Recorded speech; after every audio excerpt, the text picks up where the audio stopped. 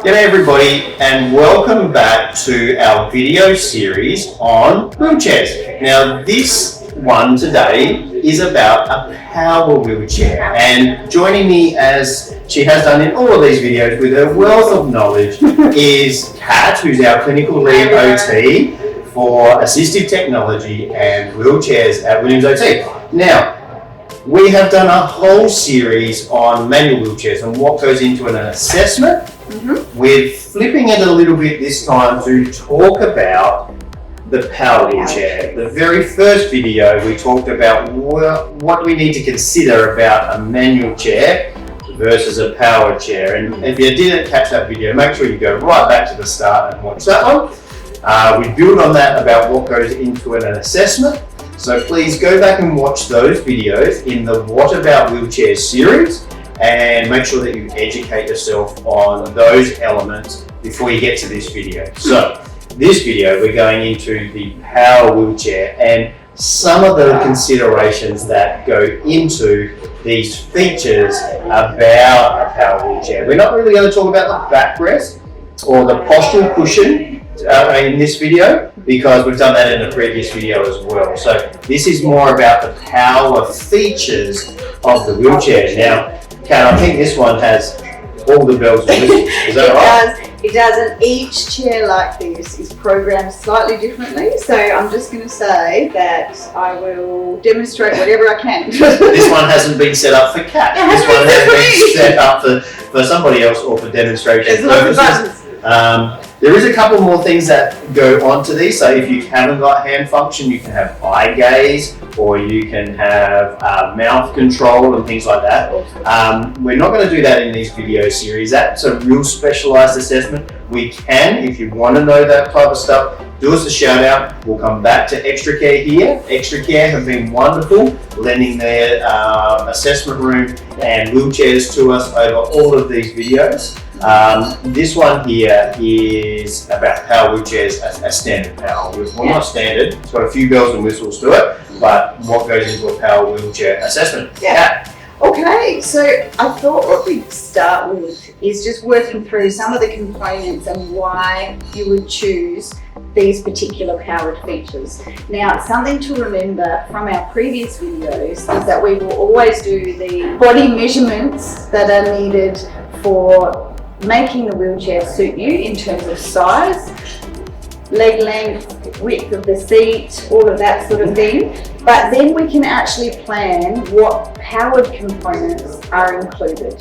So those are actually underneath the seat. All of the powered features are underneath the seat. Yep. And we can choose to have them or not. So I'm just going to demonstrate a few things and why you would choose these particular features. I think at the moment you're right back down at ground zero. Yeah. Is that right? So right now, down low. I'm in what we call probably drive mode. So my knees are about 90 degrees, my ankles are at about 90 degrees again. I'm nice and well supported, but I'm quite upright with my upper body as well. You said drive mode. I'm just going to touch on something here. Yes. When you're using a power wheelchair in an access cab or your own private vehicle, it's meant to be in this position wherever possible. Yep. Okay? The components are crash tested in their neutral ground zero position, not elevated, extended that you're about to see. So if you can't, then that's a compromise to your safety. And I just needed to point that out to you so you know that you are meant to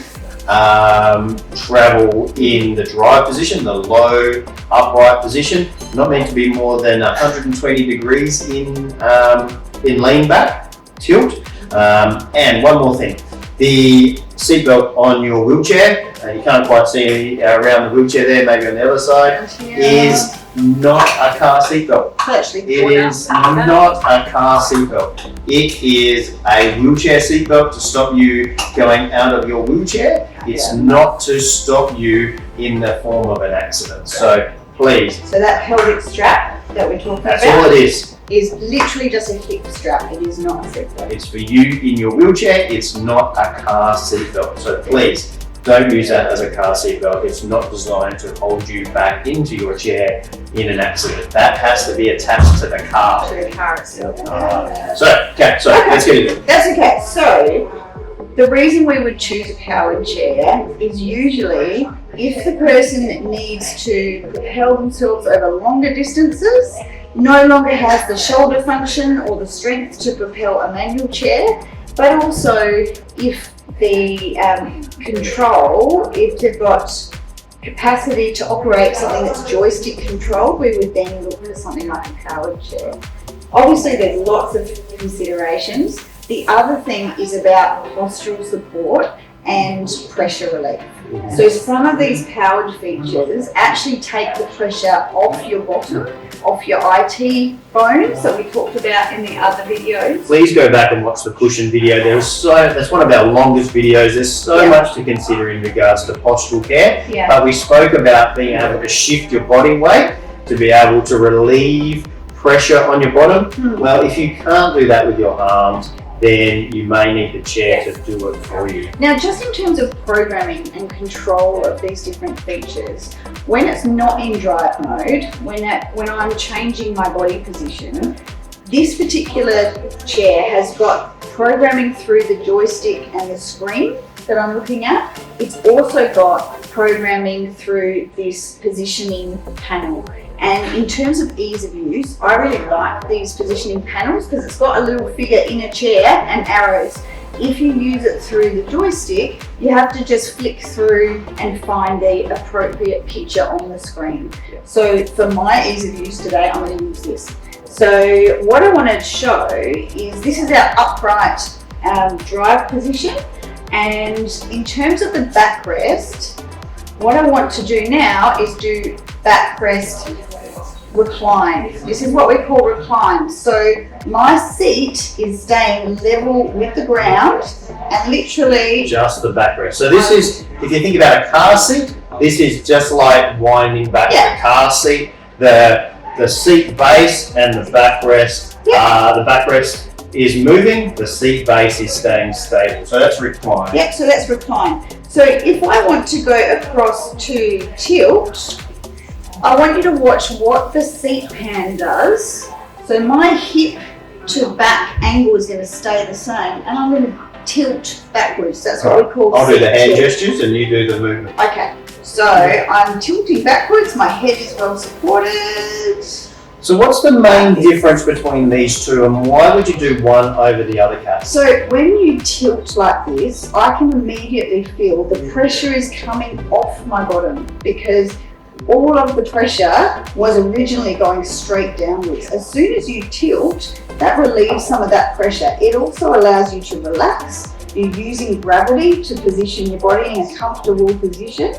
And then what you can do is use it in combination with recline if you want to, and that prevents you any sort of shearing. So what we call the sliding down, that's the shearing that you get on your lower back. So when you go just into recline, the seat base stays the same. All the weight of your body is going out the front of the chair. Yeah, so And if you I'm bring now up the legs a little bit, reclining. I'm now reclining back as well. So I'm virtually looking at the ceiling. But I'm using that in combination. From an evidence point of view, using tilt in combination with recline is the best thing you can do for pressure relief. The other thing you can do, and I'll show you in this position, is footrest elevation. So now while you're doing footrest elevation, lifting up, lifting up, lifting up. there's different types of footrests. So some people, this is a center mounted one, where it's mounted through the middle. But like we saw in the manual wheelchairs, you can have side mounted footrests. So the other thing to consider, sorry to cut you off there, I just thought of something. If I get to this position, I don't want to go too much higher because if I do that, you can see my legs stretching out. If the person has tight hamstrings, then what you can do is actually overstretch. And if you overstretch, you're going to start to want to compensate with the hips. So we don't want that. And this is that would want to get a little bit longer for you as well. Yeah, it's just not set Not set for you. for me. But there's all sorts of programming we can do. So this chair has all of these things that go backwards and get you into more of a lying position that way. Yeah. But I think this chair has also got the special feature It also of has- everything in opposite. Yeah. So what I'm just going to say Bring you about back to leg rests and so forth as well is that some people find it easier to get in and out of side-mounted leg plates, and some people find that this one here just offers more support for their knees. Yeah. It's again part of that individual assessment process that's required for you. Now, Just before we go any further, the other thing that this has is what we call seat elevation. So now that I'm back to a fairly upright position, now I'm actually going to take the seat up. So this is another. when would you use this, Kat? So you might use this if you are reaching for something that's high on a shelf or something like that, if you're shopping, potentially. If you want to be in a dominant position over somebody. But we've got a client that uses this to get onto her horse. Yes. So to get up to horse level, one to Horse feed level. and pat, but also to transfer at that height. But a lot of people use it for Yeah. ordering at a bar. Ordering at a bar, reaching something that's at a high level. The other thing is being at eye level. So for communication, it's Yeah. so much nicer for people in a chair if they can actually be at eye level with the person they're talking to. So that's a really amazing social benefit as well. I'm going to bring you down. I feel like you're overlooking Sorry.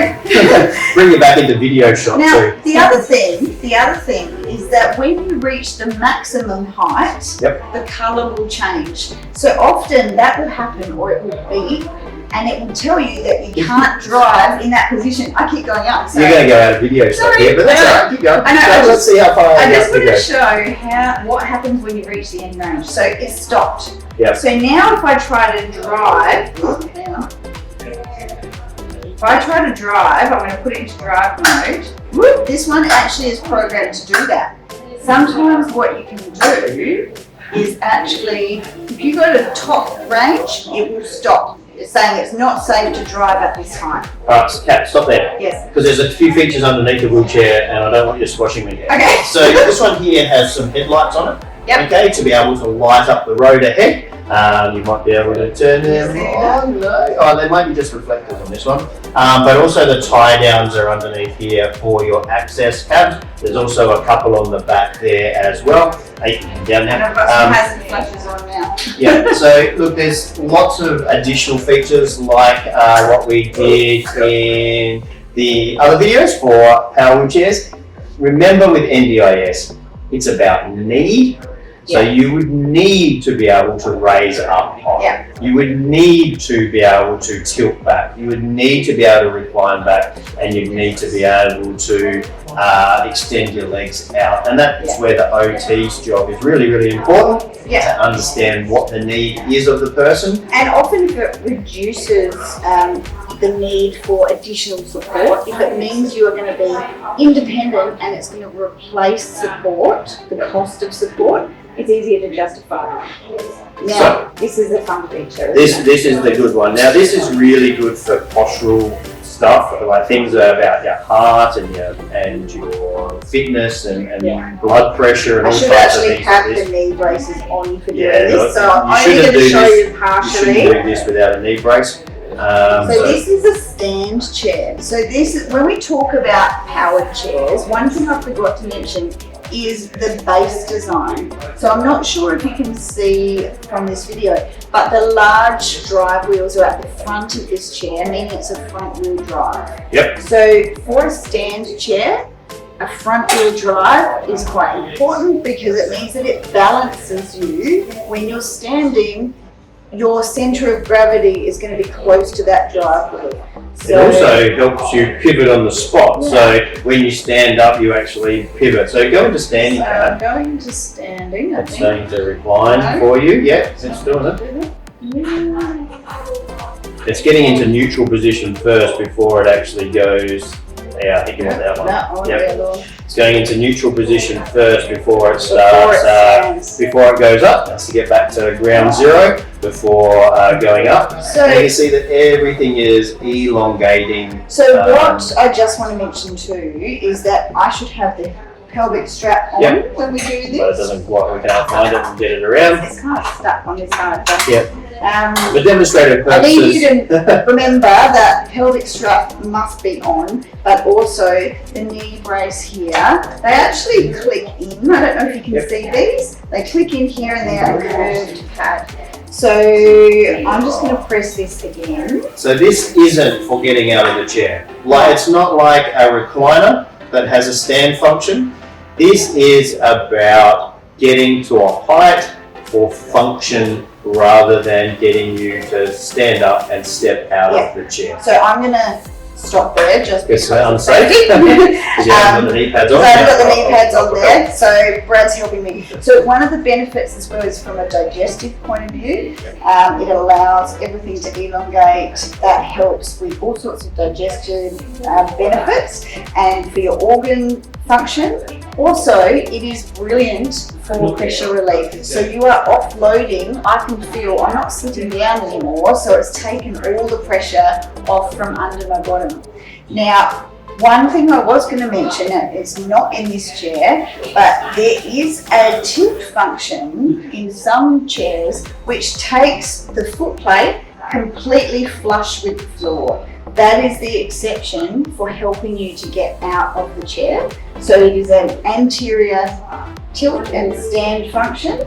And then the foot plates are flush with the floor, which allow you, a bit like a recliner, stand support. So anterior is up and to the front, and posterior is to your back. Yeah. The other thing really quickly to consider are the modes of drive. Okay, we've spoken about the bells and whistles of this wheelchair, but quite often there's hare and tortoise on a wheelchair. We're going fast and slow.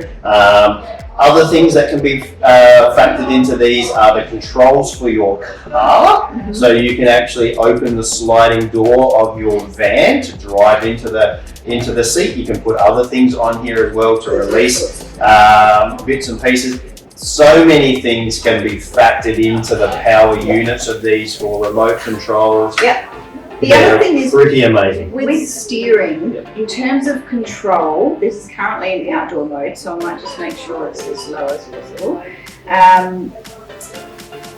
For steering, we can actually dampen down electronically, we can dampen down the responsiveness of the joystick.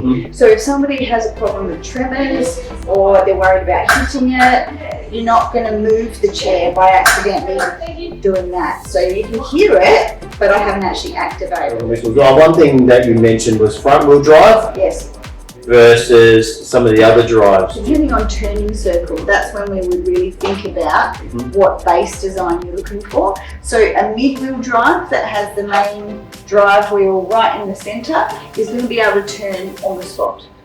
That's really good for turning in tight spaces. The front wheel drive pivots at the back, pivots around, different to the centre wheel drive, and the back wheel drive pivots the front legs around.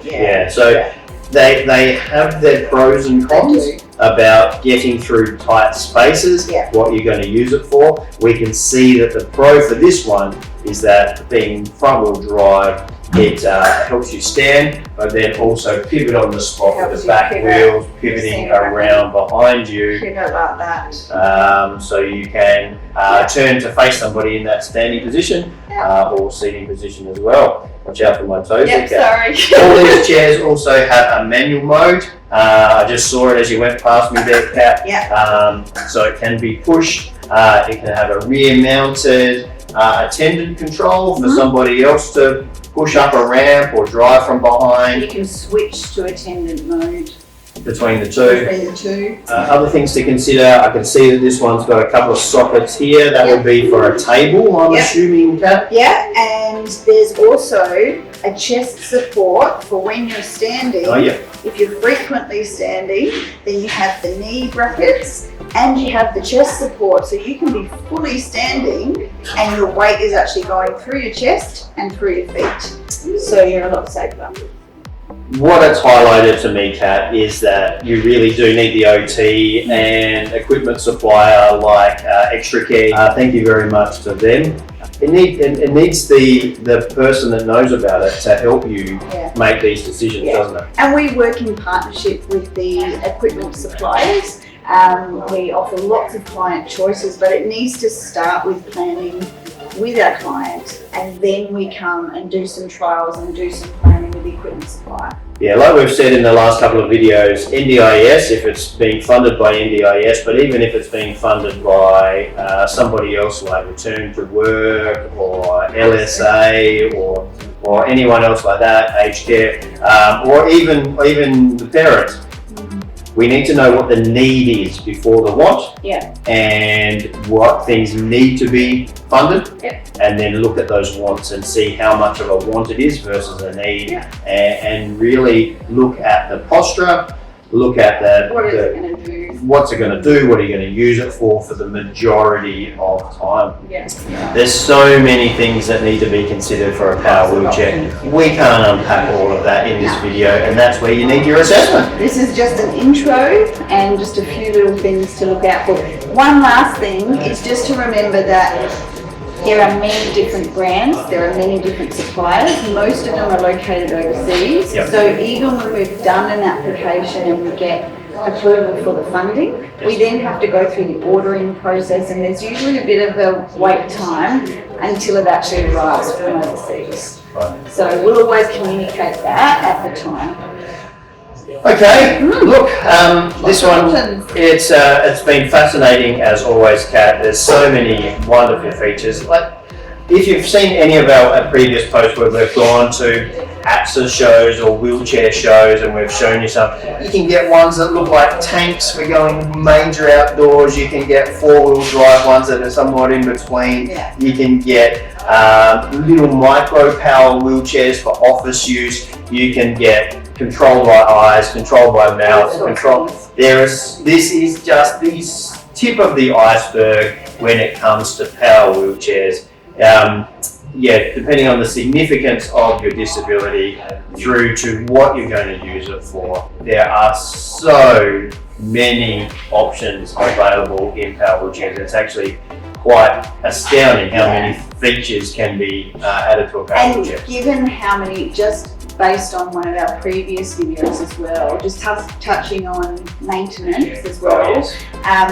Every time we do an application, we will also recommend annual maintenance, and it is so important that wheelchairs are looked over, checked over once a year. What we tend to find is that not much needs to be done in the first couple of years, but then it can sort of build up as the chair gets older and over time.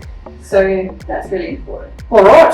Thank you, Kat. Another video in this series. We're not done yet. Till then, thank you very much, Kat. Excellent. Thank you.